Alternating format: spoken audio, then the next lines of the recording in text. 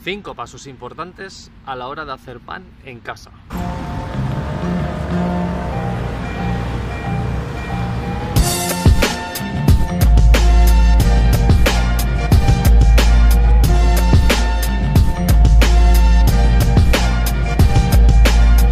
Vamos con el primero, masa madre. Es muy importante tener tu masa madre activa, vigorosa a la hora de hacer pan. O sea, como ya he comentado en un anterior vídeo, que es el tema de los refrescos, qué significa refrescar, lo dejo aquí abajo, aquí en la pestañita esta, para que lo veáis. Es muy importante tener tu masa madre que ya has sacado de la nevera, que le has hecho sus 2 o 3 refrescos, o dependiendo del tiempo que ha estado en la nevera, así necesitará más o menos refrescos. Es muy importante tenerla activa, porque a mayor cantidad de levaduras y bacterias que estén activas y vigorosas, quiero decir activas y vigorosas porque tú puedes tener una mayor cantidad de levaduras y bacterias, pero puede ser que se te ha pasado la masa madre, se te ha acidificado y lo que pasa con eso es que el pan primero te va a salir ácido seguramente y luego va a tener menos fuerza a la hora de fermentar, soportar los gases, bueno, pues tener un proceso mucho más correcto. O sea que importante, tu masa madre preparada. Segundo paso, y también no menos importante, el amasado.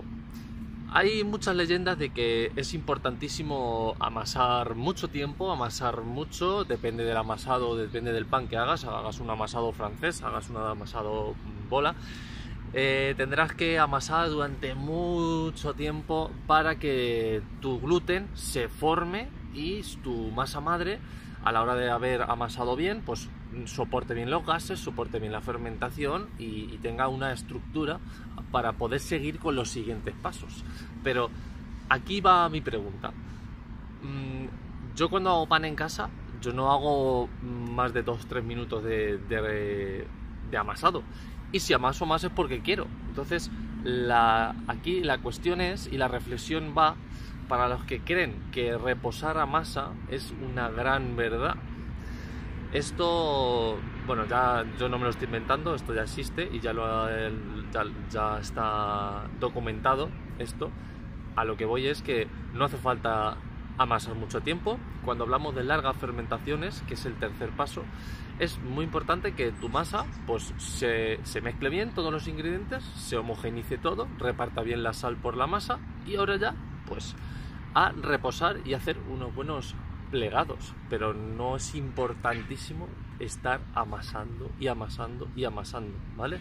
Solamente con que tú hagas un buen amasado de 2-3 minutos y dejes la masa más o menos homogénea, basta, porque luego vas a hacer una serie de pliegues, ¿vale? Que esto ya entra dentro del segundo paso. Los pliegues es una parte muy importante para darle cuerpo y para darle estructura y fuerza a la masa. 3. Y unimos la parte del amasado con el fermentado. En el número 2 hemos dicho que hay que amasar y hay que hacer pliegues. Pues en el número 3 entra la fermentación. Hay que fermentar la masa y hay que hacerle pliegues mientras que fermenta la masa. ¿Cuántos? La masa te lo va a decir.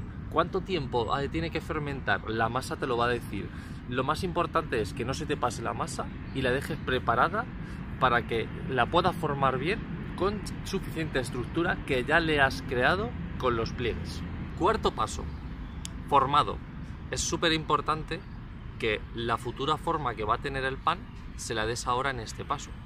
De nada me vale que le presto súper importancia al horneado, como cuando he formado una masa que no ha tenido estructura, que no he dado pliegues, que no he amasado bien, que no he tenido la masa madre activa. O sea, todo esto es correlativo. Todo esto implica que los anteriores pasos han tenido que ser muy importantes y han tenido que hacerse de forma correcta. Por lo tanto, si en el formado aplico todo lo anterior, dándole una buena estructura a la masa, dándole un buen formado simplemente es darle la futura forma que quiero dar. Si quiero una forma redonda, darle un boleado, darle una tensión adecuada y dejándolo reposar para una segunda fermentación en el horno, o sea, en el vanetón, perdón. Y si quiero una forma alargada, pues hago un formado de batard, le hago bien los sellos, los cierres. Es importante que el cierre se quede la parte de arriba. Si la masa fermenta hacia abajo en un vanetón y si fermenta sobre telas, es importante que el cierre se quede abajo para que cuando yo greñe el pan para el horneado, ese cierre se quede en la parte de abajo, en la solera del horno, para que yo cuando greñe el pan greñe por donde yo le he greñado, que no greñe por otras zonas.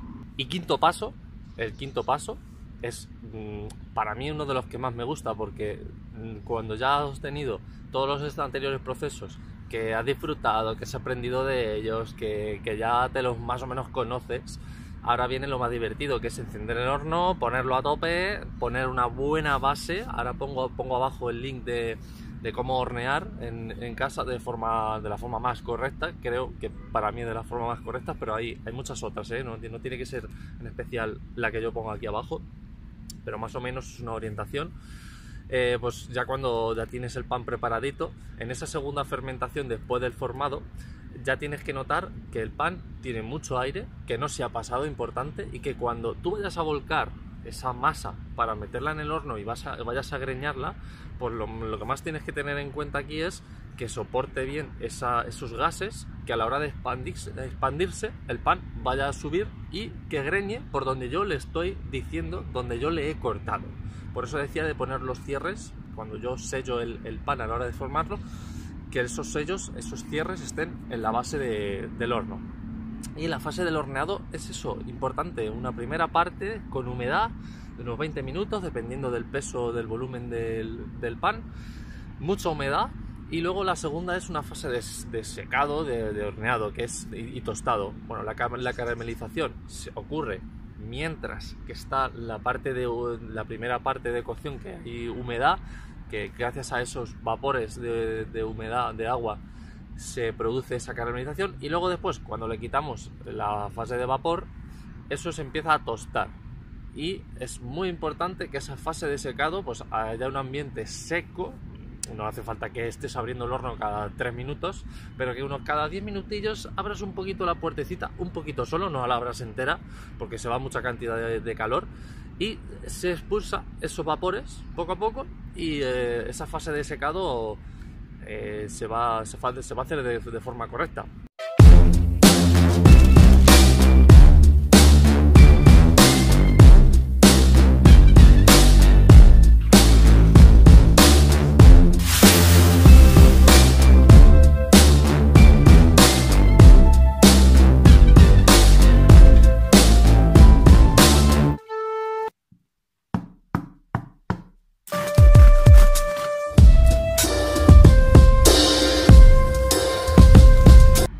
Importante también que en esa fase de volumen, esa fase de vapor en el horneado, es para que gracias a ese vapor que hay en el ambiente pueda expandirse el pan y no se haga una costra, para que se quede dentro toda la miga y a la hora de expandirse no pueda, porque hay una corteza que está haciéndose desde el inicio. Entonces el vapor lo que favorece es que pueda expandirse poco a poco hasta su límite, que son unos 20 minutitos más o menos. Bueno, pues dicho esto, son estos 5 pasos los más importantes a la hora de hacer pan en casa. Esos 5 pasos implican una serie de pasitos, algunos que no son 5 exactamente. Pues el greñado sería otro paso, el formado, hay otra serie de pasos ahí que se podrían meter, pero yo creo que lo más importante serían esos 5, que es la fermentación de tu masa madre, el amasado, la fermentación, la primera fermentación, el formado, y ahí implica la segunda fermentación, que es otro paso que no hemos metido ahí, y el quinto paso, el horneado, que es súper chulo y súper bonito ver cómo tu pan empieza a subir y todo tu trabajo se ha hecho de forma correcta. Pues gracias por este vídeo y nos vemos en otro consejito de panadería casera. Gracias, hasta el próximo.